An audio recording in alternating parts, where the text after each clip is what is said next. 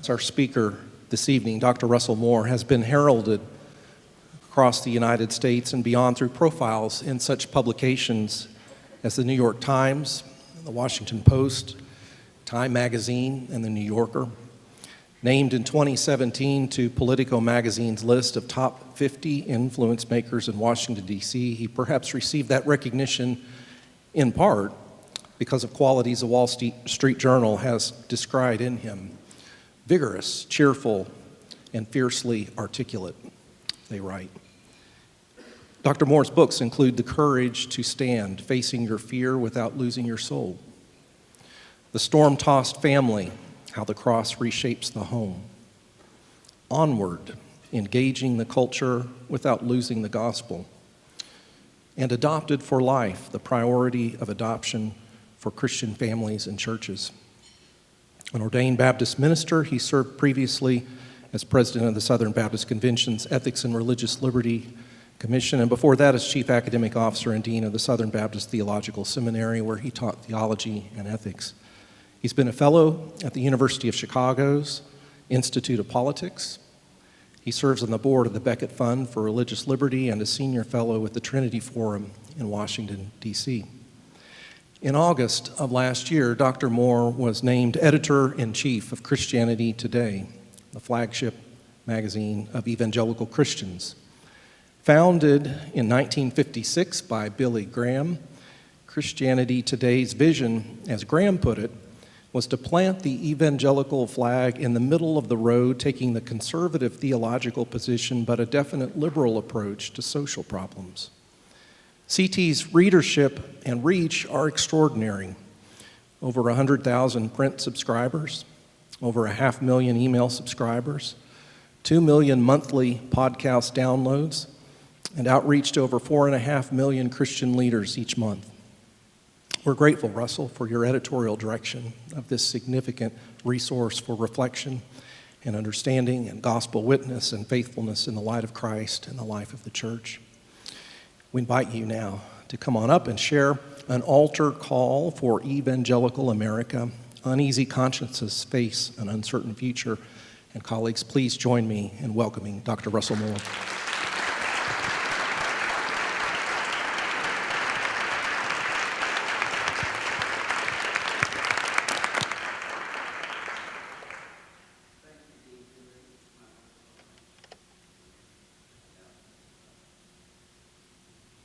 I told you I would forget it to turn it on.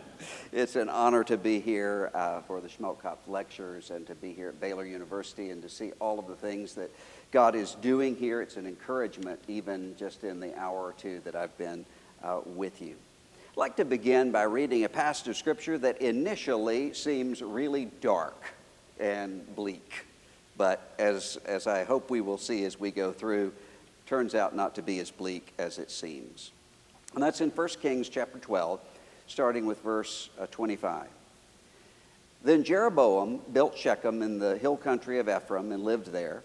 Then he went out from there and built Penuel. And Jeroboam said in his heart, now the kingdom will turn back to the house of David. If this people go up to offer sacrifices in the temple of the Lord at Jerusalem, then the heart of this people will turn again to their Lord, to Rehoboam, king of Judah, and they will kill me and return to Rehoboam, king of Judah. So the king took counsel and made 2 calves of gold. And he said to the people, you have gone up to Jerusalem long enough. Behold your gods, O Israel, who brought you up out of the land of Egypt. And he set one in Bethel, and the other he put in Dan.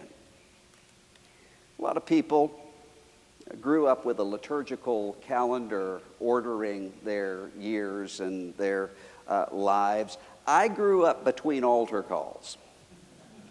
Every single Sunday would end in my little Mississippi Baptist church with an invitation.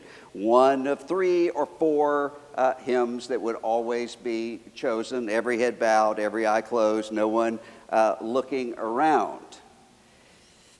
And you know, I was thinking not long ago how rarely I see altar calls right now. And in many ways, some would say that an altar call represents some of the worst of evangelical America. Represents the kind of market-driven, entrepreneurial sort of evangelical Christianity. It represents in some ways a kind of novelty from church history. I remember the time that I finally realized that they weren't playing Just As I Am at Pentecost or at the Council of Nicaea. And I remember the first time that I ever was a volunteer counselor at an altar call at an evangelistic crusade, and was told that we all needed to get up and start moving down the aisle in order to prime the pump for other people.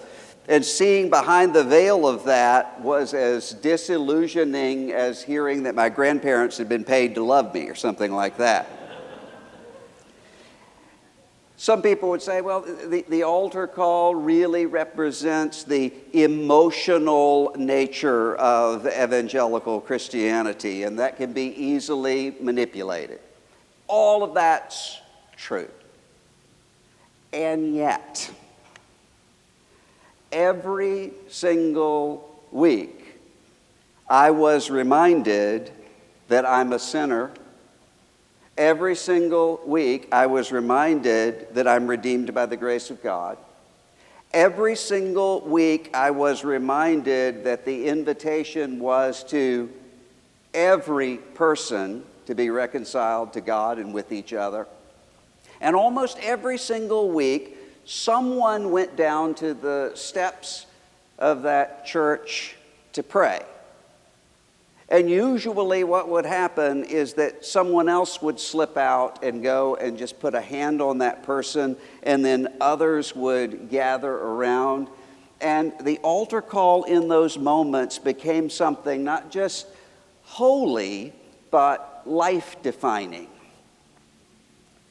In the 1980s, Martin Marty was trying to explain why is it that the mainline denominations were plummeting and evangelical churches and movements were growing.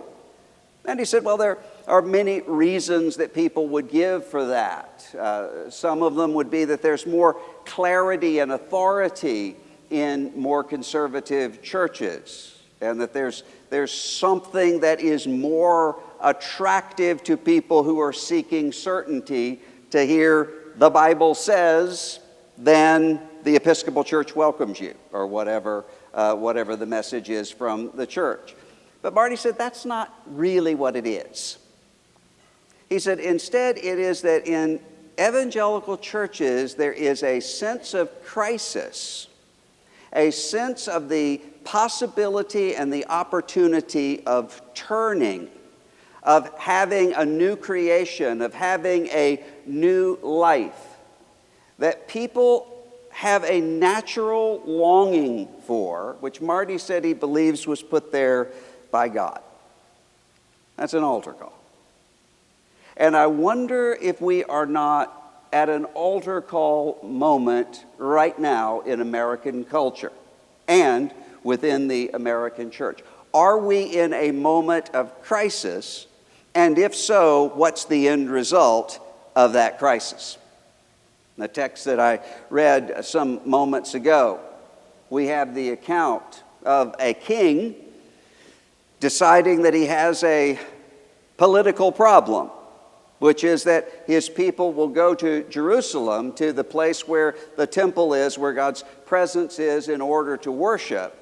And so he instead substitutes 2 golden calves, knowing that people need to worship and knowing that people will worship. He substitutes instead these golden calves at Bethel and at Dan.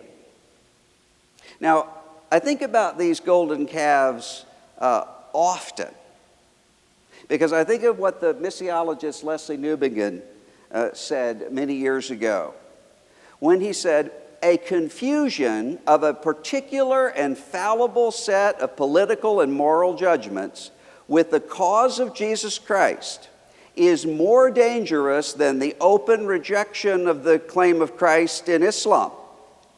Just as the shrine of Jeroboam at Bethel was more dangerous to the faith of Israel than was the open paganism of her neighbors. For the worship of Baal was being carried on under the name of Yahweh. More dangerous to the people of God, more dangerous than to the rest of the world than outright and open paganism. We are in a time right now where the church and the world are sorting through a crisis of identity. Christopher Freeman, the political scientist, talks about the exhaustion that Americans are feeling because of this sense of all of their lives being summed up by these political or cultural or social tribal identities. Whether one lives closer to a Walmart or a Whole Foods, whether one drives a Prius or a pickup truck. And he argues that politics has swallowed everything because there are so few of what he calls cross-cutters in American life. And the cross-cutters are people whose partisan identities don't align with their social identities. So one rarely sees a Prius-driving vegan Republican or a progressive Democrat concerned with racial justice with a gun rack on her truck parked at a Cracker Barrel. Don't see that. Instead, all of our identities are bound up in one thing, and increasingly, it seems that those identities are crafted not in terms of a love of a particular ideology, not even in terms of the love of one's own tribe, but in the hatred of the other, and the kind of catastrophism that would see the other as an ongoing existential threat, not just an opponent to be defeated, but demons to be exorcised. So that the arguments that we have are not just ideological, not just political, not just cultural, but they're presented as light and darkness colliding. And one of the things that this means is that the ideologies are constantly shifting because everything depends on the personalities of one's movement, which are always changing, and the pet sins or injustices that one must embrace or be silent about in order to remain on one side, or at least not to be accused of playing on the other team. And the end result of this is exhaustion. Several months ago, I was with a group of pastors, and one of them said, "What is it about the year 2021 that broke so many of us? Why in 2021 did so many of us start talking to our closest friends and confidants that we were ready to quit?" And a pastor in the room said, "It's because up until that point, we thought we were hanging on through the craziness, whatever craziness it was. So we could tell ourselves, let's just get through the 2016 presidential election. We can make it through then. Or let's just get through COVID. We can make it through then. Or let's just get through 2020. We can make it through then." And in 2021, he said, we realized that the craziness that we're encountering is not just a temporary thing, it is what American life is like right now, and therefore it's what neighborhoods are like right now, and therefore it's often what churches are like right now. This constant search for identity that's not just bad for democracy, it's bad for people. And it's even worse for the witness of the church. When Rehoboam placed these golden calves there, He's seeking to use the religion and the worship of the people of God as a means to an end, to shore up his own political power. That's not unusual. Pharaoh did that. Nebuchadnezzar did that. The Chinese Communist Party does that right now with Confucianism and by censoring Bible texts. We see white nationalist movements all over Europe and indeed all around the world that will claim to be defending Christianity, some of them led by atheists who will say when they're interviewed that what they mean by Christianity is being Dutch or being French or being German or being part of Western civilization, or just not being Muslim, or not being Jewish, or not being whoever they deem the enemies to be. And that sense of religion as a means to an end has caused a crisis within particularly the American church. As a younger generation looks and sees scandal after scandal after scandal, institution in crisis after institution in crisis after institution in crisis, and wonders, is this all that Christianity really is? Is it really just politics or marketing or social control with Jesus as a hood ornament on the front of it all? And the crisis that is happening right now is one that really is not sometimes what we think it is. I had a friend the other day who said the problem with the American church is the third temptation of Christ, in which Satan says, "Bow down to me, and I will give you all the nations of the world and their glory." That's partly true. But I think the greater temptation that we face right now in this crisis is the second temptation of Christ. One that we so rarely think about because we rarely think that we are tempted in that way. Throw yourself from the pinnacle of the temple. But the message of the devil is to say, if you are the Son of God, throw yourself from the pinnacle of the temple and the angels will bear you up.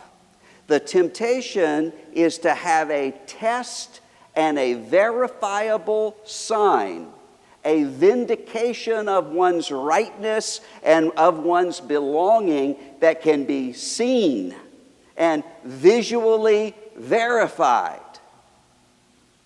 And this is, Jesus says, quoting from Deuteronomy chapter 6, a testing of the Lord your God. Pointing back to an account in which the people of Israel said, "Is the Lord among us or not?"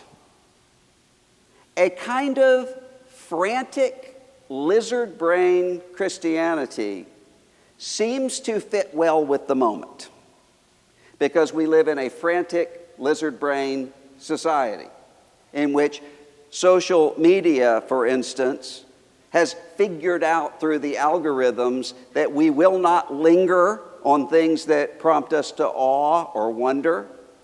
We will not share those things, but we will linger and we will share what leads us to fear, what leads us to anger, what leads us to rage. But a frantic, rage-filled Christianity can be seen for what it is, which is a lack of confidence in its own gospel.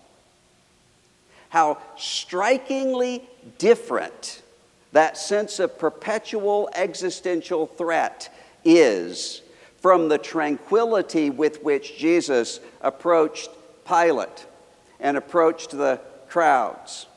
A need to have vindication, a need not to be humiliated.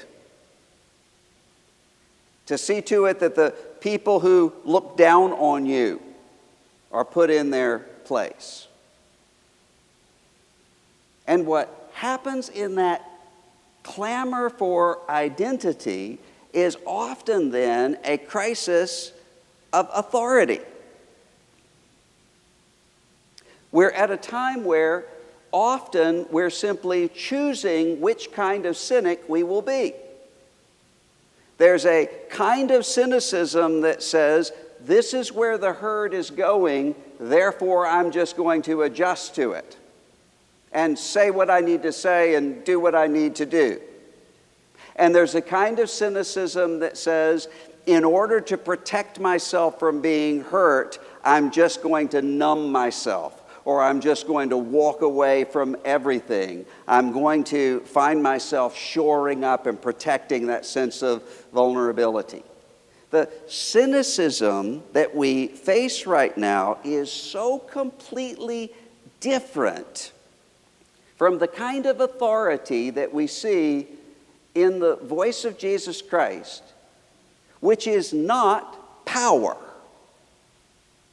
Robert Nisbet, the sociologist, differentiated a generation ago or more between power based on coercion and authority, which is based on persuasion and allegiance on personal credibility. And said at the time, when authority breaks down, what replaces authority is ultimately authoritarianism.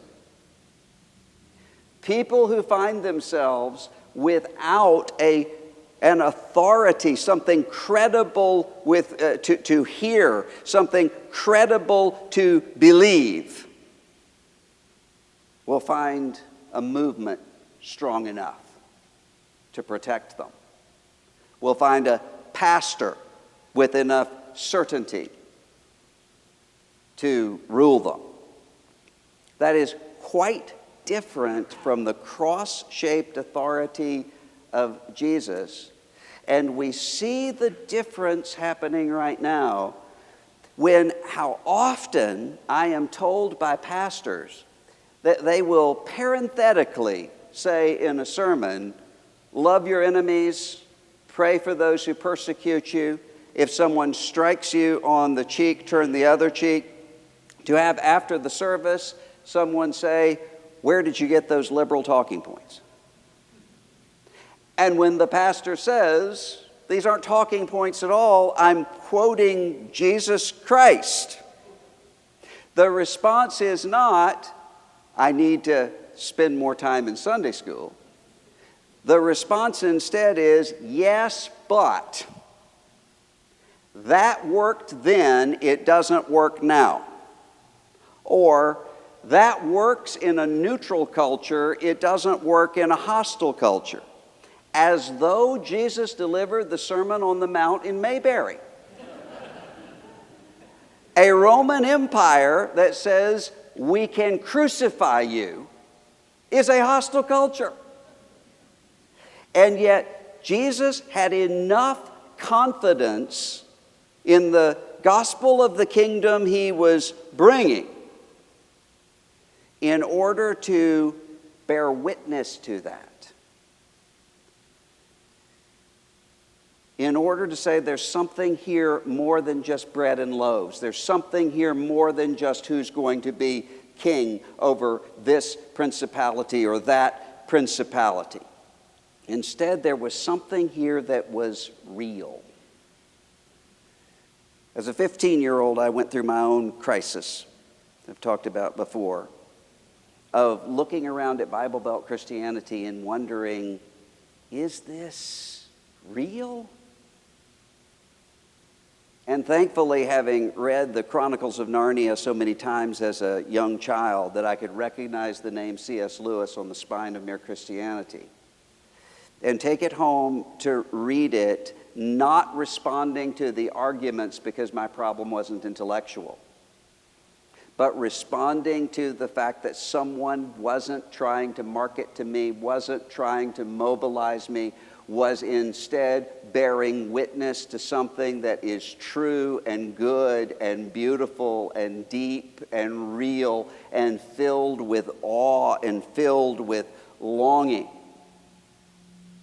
That kind of witness and that kind of Christianity cannot be replaced with whatever golden calves we can manufacture.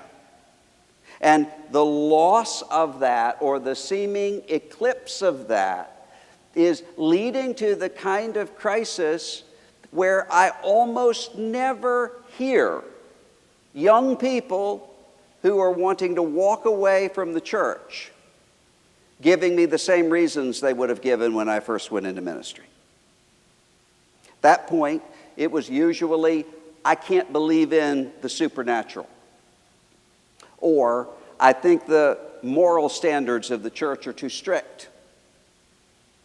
Instead, now what I hear are not people who can't believe in the virgin birth, but people who can't believe there's a new birth because they don't believe they've seen it. Now, it's not that these people think that the church teaches and believes too much. It's that they don't believe that the church believes what the church teaches. That instead, it's all about something else. The saddest part of the golden calves at Bethel is that it was at Bethel. Very place that is the house of God. Place where God himself was present on the staircase seen by Jacob, with angels ascending and descending on it. The very place where God had been could be replaced by something that was instead useful.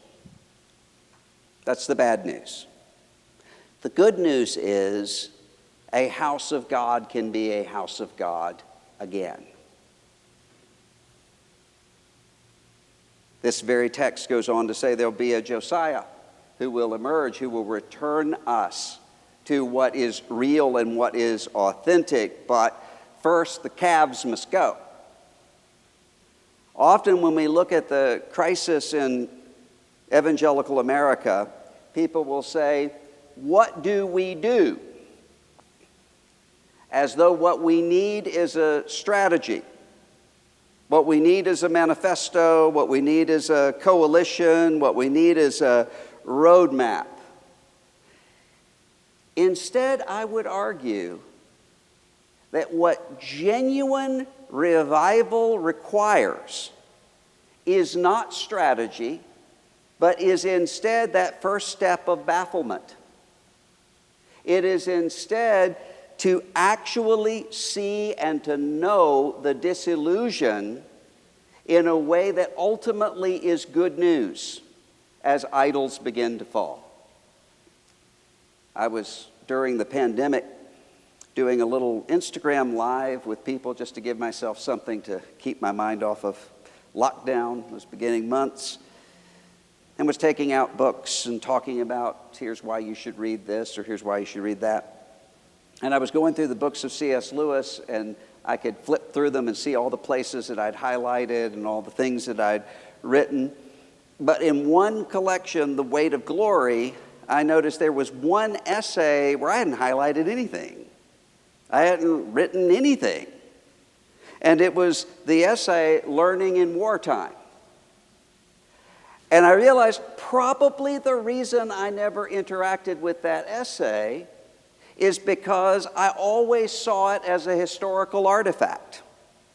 It's saying to students at Oxford, here's why you should study, even though you don't know whether or not you're going to survive the war. You don't even know if there will be an England after this war is over. And what Lewis said to them seems strikingly relevant now. With the cycle that we are in, as my friend Yuval Levin says, institutions are meant to shape and to form character, and then people with character are meant to shape and form institutions. When that is falling apart in so many places, and we feel this sense of frustration, and sometimes we feel this kind of pessimism, Lewis comes in to say, lean into the pessimism so that it motivates you. He says to those students, the frustration that you are feeling right now of limited time and limited power, of a sense of helplessness, is in fact what your life is all the time. The disillusionment is just a removal of the illusion that you are always dependent. You are always on the precipice. And you are always in contact with the power of God. We have that in everything. We do not conclude, I'm going to die one day, so why worry about nutrition and hydration? Or a Christian does not conclude, I'm always going to be a sinner between now and glorification, so bring on the cocaine and prostitutes. God forbid. What we have is the present.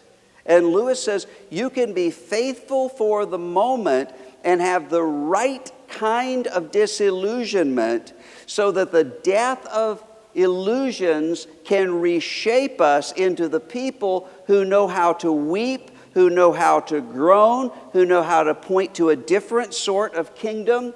And Lewis says, if we looked for something that would turn the present world from a place of pilgrimage into a permanent city satisfying the soul of man, we are disillusioned and not a moment too soon. Not a moment too soon. Disillusionment can be soul-destroying. It can lead to awful places, to cynicism, to laziness, to inaction, to despair. Or it can lead us to retrace our steps to the bush aflame with the weight of glory, a bush that does not tell us why things are the way they are, but tells us only, I am that which I am. An evangelical understanding of revival and renewal ought to cause us to be the people to see that cannot be replaced with nostalgia. That cannot be replaced with a clamoring for security and stability, because God always shakes up that which he is about to reorder. When the transfiguration of Jesus happens, Simon Peter says, let us build some monuments. Let's build some tabernacles here. Let's have a permanent place of stability to mark this. And yet the voice of God instead responds, this is my son, listen to him. The glory of God is not found in stable monuments. Glory of God is not found in stable movements. The glory of God is found when in a person or in a church or in a movement, everything perhaps is stripped away. The vulnerability is there. All other ground is sinking sand, we might say. And in that, we see the beginnings of something new, something disruptive, something real. In the 1950s, A.W. Tozer said we should not want revival. He said a religion could enjoy a boom altogether divorced from the transforming power of the Holy Spirit and so leave the church of the next generation worse off than it would have been if the boom had never occurred. The imperative need of today is not simply revival, but a radical reformation that will go to the root of our moral and spiritual maladies and deal with the causes rather than with the consequences, with the disease rather than with the symptoms. Under the present circumstances, we do not want revival at all, he said. A widespread revival of the kind of Christianity we know today in America might prove to be a moral tragedy from which we could not recover for 100 years. Essentially, what Tozer was saying is what trauma therapists will say to someone who's been through an awful and life-altering situation, which is do not move so quickly on, because what is not repaired is repeated. Instead, we take this moment of shaking and we find it to lead us back to what we've forgotten. And where should it lead us? Social psychologist Jonathan Haidt, talking about the hive mind we see all around us, in which we not only become melded into our tribes and our identities and our groups, but we don't even see anything outside of those. And he said, in looking around and asking what can break through the hive mind, that he has only found one thing, and that's awe. A sense of smallness in the face of something big and glorious, a sense of vulnerability in the face of something powerful. That is what can break through that. And that is why we need a renewed and faithful evangelical America to bear witness to the broader church and body of Christ, to bear witness to the rest of the world that grace is in fact amazing, that one can in fact find new life, that God has in fact spoken, that there is life on the other side of death. What we need is an altar call, but just as with Bethel, we have to ask, whose altar? To what are we being called?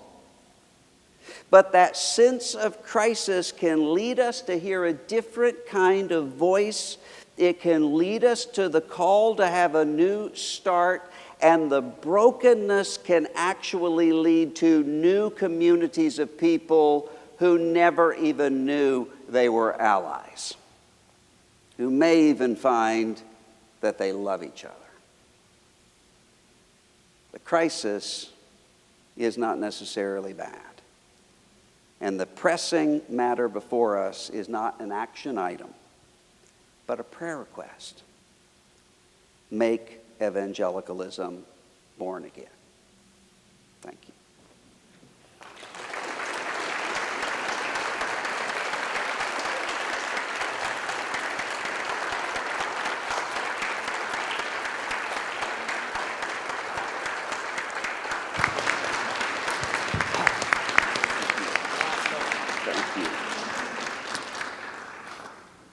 Dr. Moore has kindly offered to make himself available for a time of questions and answers. And Josh Browder, if you're in the room, you want to come on up. He's going to ferry this very live microphone to you if you will make yourself known by a raise of hand. Josh, thank you for helping with this.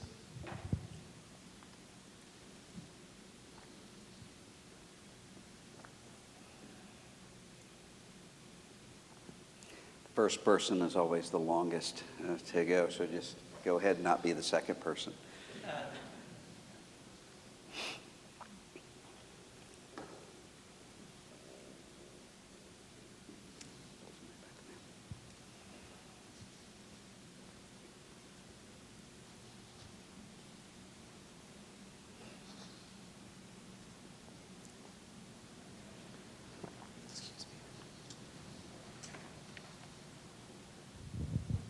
Thank you so much. Oh, wow, that is live.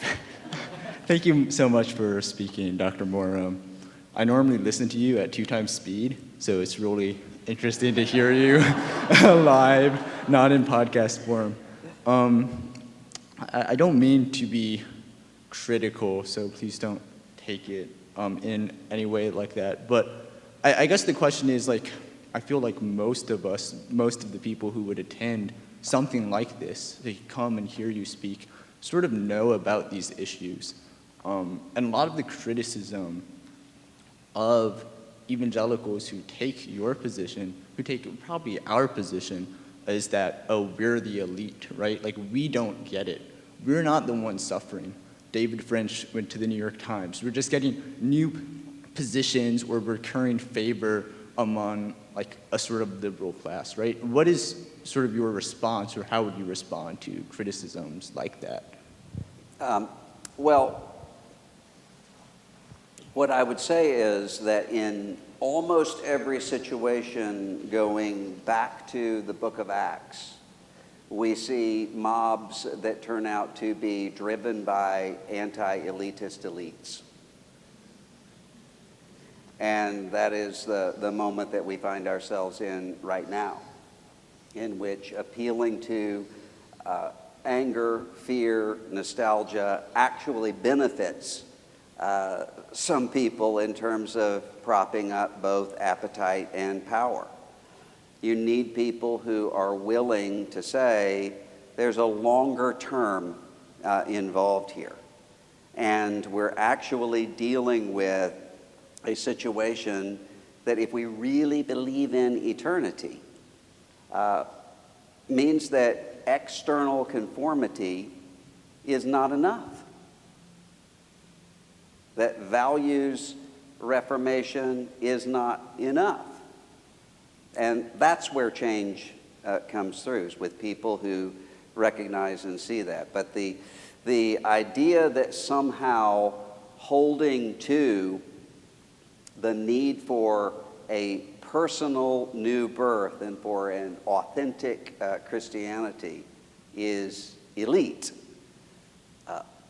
often is being fueled by the people who, as Wendell Berry once said, nothing is more dangerous than the sentence, "Desperate times call for desperate measures."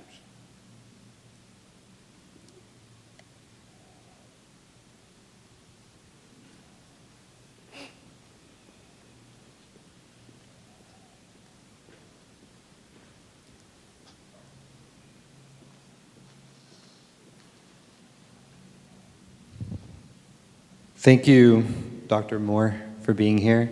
My name is Nick.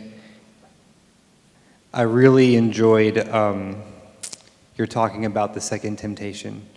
So I wanted to say that first off, thank you for that. And then second, my question is for when you discussed the pastor who says,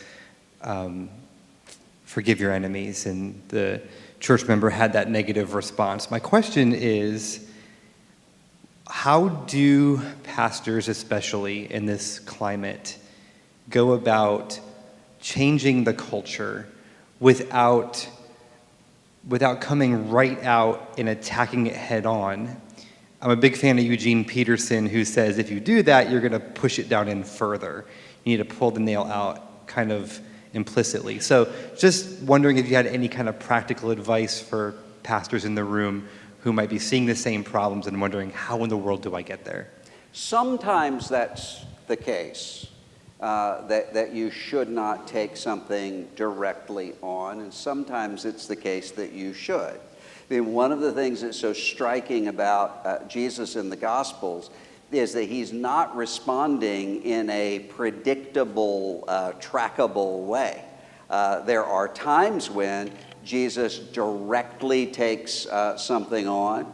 There are other times when Jesus comes along to the side and tells a story. There are other times when Jesus reframes the question. And there are other times when Jesus says, I'm not going to answer that. I'm leaving. So you have Jesus responding with wisdom to the situation in front of him at the moment. And I think that the challenge for a pastor is, first of all, to see usually the problems that you are confronting. A pastor said to me one time, I look around and I see what my people post on social media and I think, what have I even been doing? And I said, well, what you have to understand is what you're seeing is kind of like the light from distant stars. You can't resolve that with a 4-week sermon series or with a series of small group discipleship cells. Instead, you have to be dealing through the Word of God with shaping and forming consciences and intuitions for what's happening 10 years from now. And so, for most people, those of us who don't have the wisdom of Jesus directly, for most of us, what we have to do is to know our own vulnerabilities and know where we're likely more to err. So, if you can see in the pattern of your life that you're more likely to err on the side of impatience and with quick fixes, then you need to step back from that area of vulnerability. But if you're the kind of person who thinks, I'm conserving my influence, which is what so often happens. I mean, if you look at the white pastors of the Jim Crow South and why it is that they didn't speak to issues of segregation, it is almost always because they are saying, my people aren't ready for this, and if I speak to it, that means that they're not going to listen to me anymore and I'm going to be replaced by somebody worse. So I'm going to conserve my influence for later. Problem is, there never comes a moment when people in 1960s Birmingham say, now we're ready to hear about Ephesians 3 and Galatians 2. And so one can conserve one's influence all the way through to retirement. And many people do. And what that does is that enables you to feel as though you're patiently bearing with people, but often you're patiently bearing with the people who have the most power in front of you. And you're sacrificing the people who don't, including the people of future generations who are asking, is this in fact real?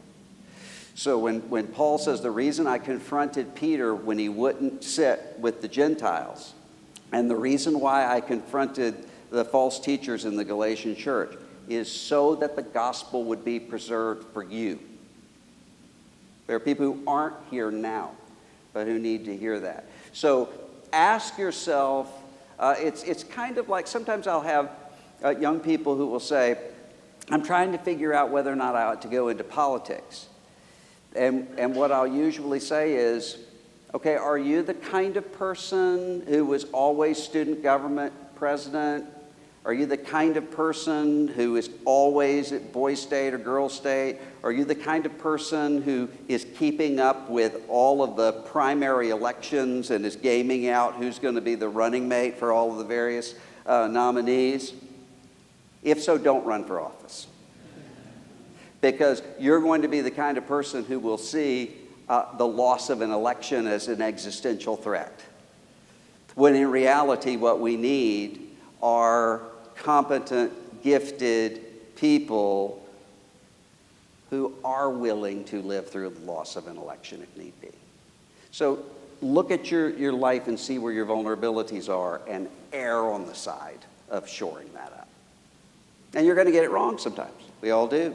And you just learn from that and you go.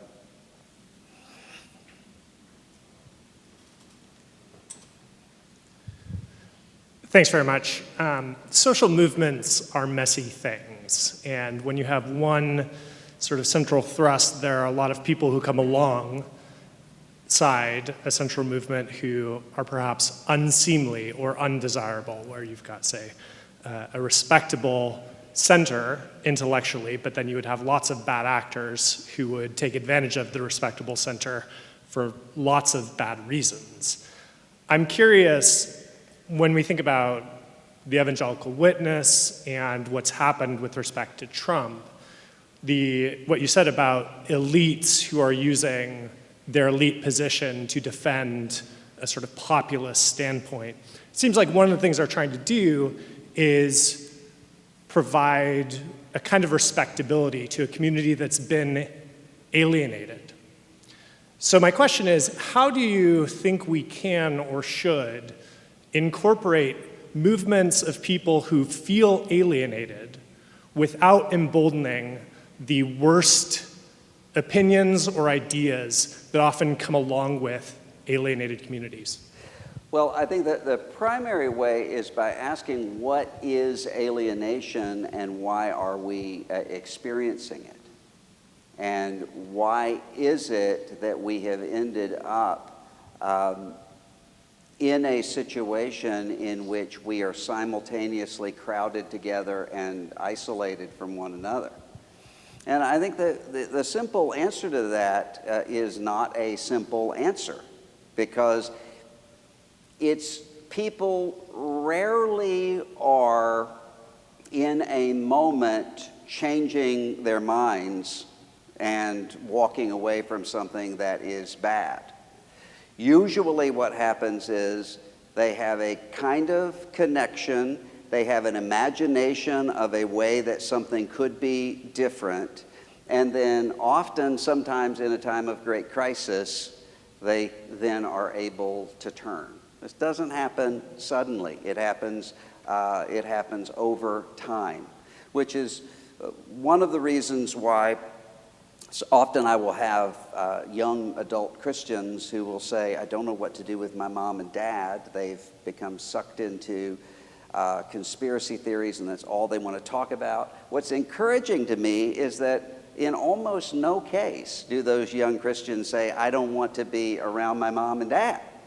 In almost every case, they're saying, I want to connect with my mom and dad. Without all of that, how do I do it? And usually what I say to them is, you're not going to change your mom and dad at the end of a 20-minute argument. Just remain connected to your mom and dad and say, hey, let's just not go in that direction because I love you and I want to be connected to you. That's actually how people change, is through relationship, but not through relationship only, but also with an imagination of something that could be different. That takes time.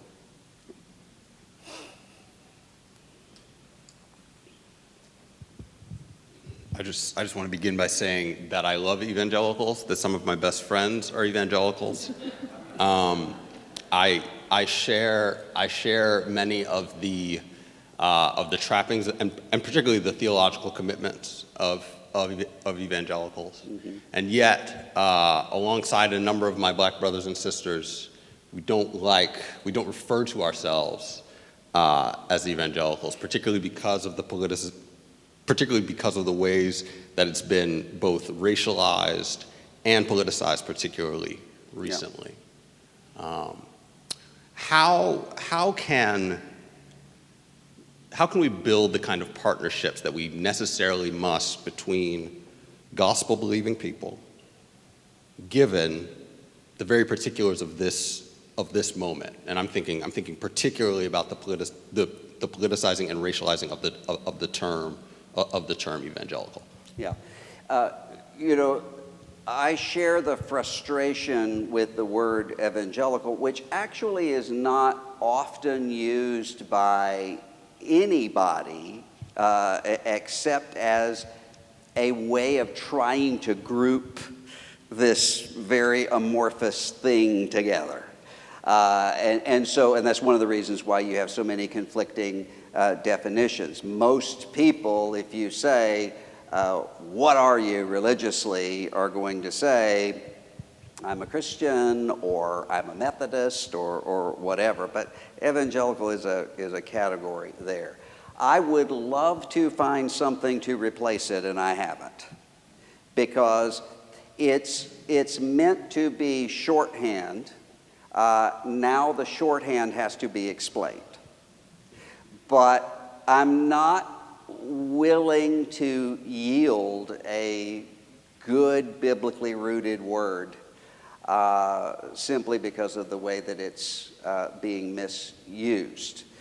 When there has to be something to describe the particular kind of Christian who emphasizes personal regeneration and those sorts of things. I was with a group of students, none of whom were Christian.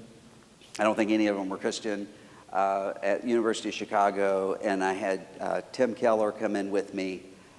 who gave the best answer to this that I had ever heard, which a student said, why do you all use the word evangelical when it's just been so taken over by hucksters and whatever? And Tim said, because most of us are in Africa and Asia and Latin America, and the North Americans don't get to choose what we're called just because we've messed up the brand. The other student said, fair enough. And I would say it is something that then, as with so many other words, you have to ask, what do you mean when you say that? We do that with Christian. Someone, we're sitting next to someone on the airport and it says, oh, I'm a Christian. That could mean, my great-grandmother went to Lutheran Vacation Bible School and I haven't, or it could mean I'm a follower of Jesus Christ. That takes more explanation. I think that's what so in context where the term is useful, use it. In context where it's not, ditch it, but find some other way to describe what we're talking about. Dr. Moore, if I might ask one last question. I'm thinking about the weight that you lay upon awe, upon an encounter with what is transcendent, with something that is sublime, that brings us to bend our knees because we're in the face of something that calls forth from us a smallness before God who made us and all that is. That sense of awe and transcendence and the humility that accompanies it, and maybe the longing for a greatness that it simultaneously calls forth from us, is something that can be talked about. This philosophical distinction between saying what is, on the one hand. It can also be shown. The difference between saying something and showing something.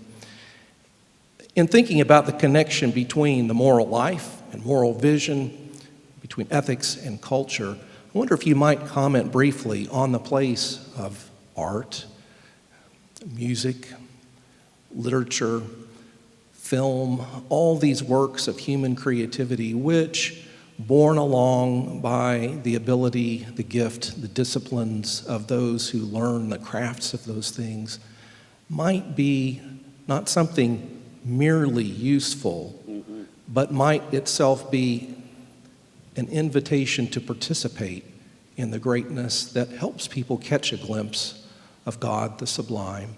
What might you say about that? And then a very practical question, within the scope of Christianity today, in what ways can this incredible enterprise you're leading help inspire a future generation of artists and filmmakers and novel writers and the like?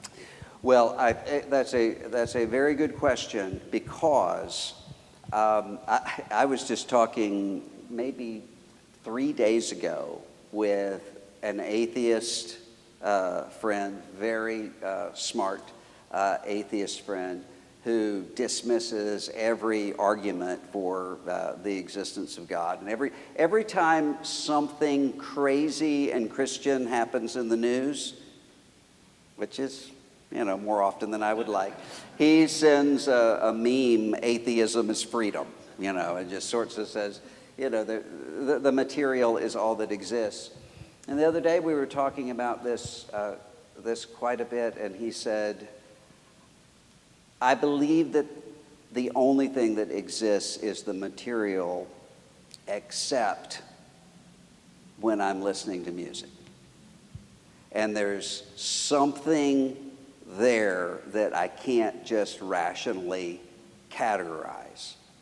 And I really do think that for many people, seeing a sense of what the longings that they have, those signposts are pointing them toward in poetry, in literature, in visual arts, in filmmaking, of people who are gifted and who are bearing witness, often causes the kind of momentary catch in the throat that Eudora Welty said, a plot is 1,000 times more effective than an argument. and helping people to find the plot lines of their lives and to situate it within a bigger, broader, more mysterious plot line. Artists do that, novelists do that, filmmakers do that, and we need them. Colleagues, join me in thanking Dr. Russell Moore.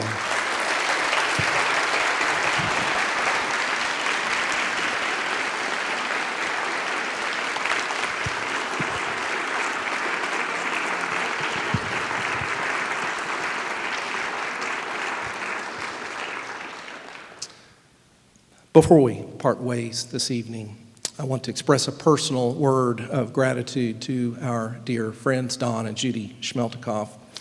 It is through their shared vision and sponsorship that tonight's lecture and others like it in years to come have come about.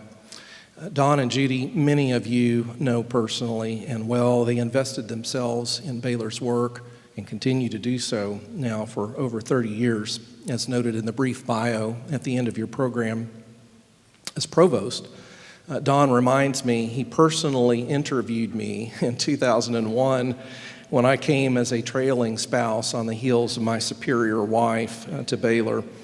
And he interviewed me for a position at Baylor's Institute for Faith and Learning. So thank you, Don, for your trust, those many years ago.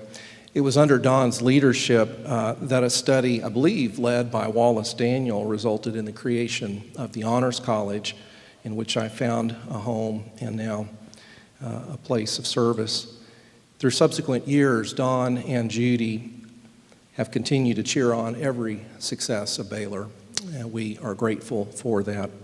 A few years ago, they generously made an estate gift commitment that in time to come will permanently endow this lecture series in ethics and culture. When that time comes, many, many, many years from now, we hope, the lectureship will bear their names in perpetuity, and until then, they have kindly come alongside us as sponsors. We are in your debt, Don and Judy. We prize your friendship. You are dear to us. Thank you, and I invite you, friends, to join me in thanking them.